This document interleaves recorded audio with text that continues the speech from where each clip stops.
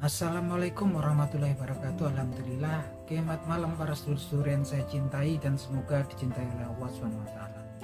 Oke para sedulur, jadi beberapa bulan belakangan ini media sosial penuh dengan pemberitaan seputaran tuduhan ijazah palsu, yang mana pemberitaan selalu dalam kisaran antara pihak penuduh ijazah palsu mantan presiden ke-7 Republik Indonesia.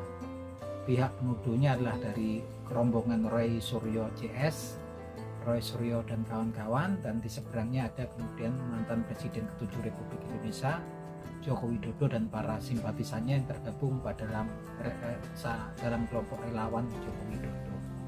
Nah teman-teman, memang kelihatannya bosen ya tiap hari lihat berita itu aja terus, tapi memang semakin hari juga semakin menarik karena muncul orang-orang baru yang sebelumnya kita nggak ngerti ya. Dari kemarin kemudian ada yang namanya Vitor Suryadi, kemudian ada muncul Bung Rismon Hasiluan Sianipar, ada Dr. Tifa gitu kan.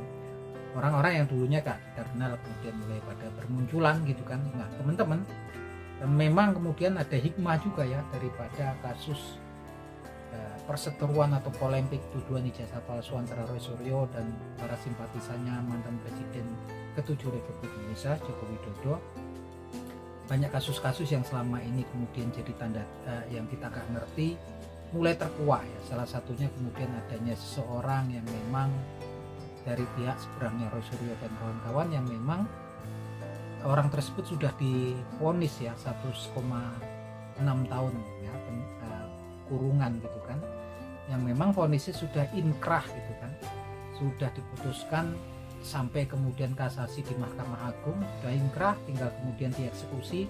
Ternyata kemudian sudah lewat sampai 6 tahun belum juga dieksekusi, dan ini kemudian baru muncul ke publik ya. Kemudian setelah adanya polemik daripada Roy Suryo CS dengan kubu seberang gitu kan, ini menggambarkan betapa keprihatinan kita ya, akhirnya warga masyarakat Indonesia semuanya tahu apa yang terjadi di negeri kita ini gitu kan, sampai ada yang kemudian memang sudah dipidana dan kemudian malah kemudian sampai 6 tahun belum dieksekusi gitu kan, dan sampai sekarang kita nggak tahu kemudian kelanjutannya.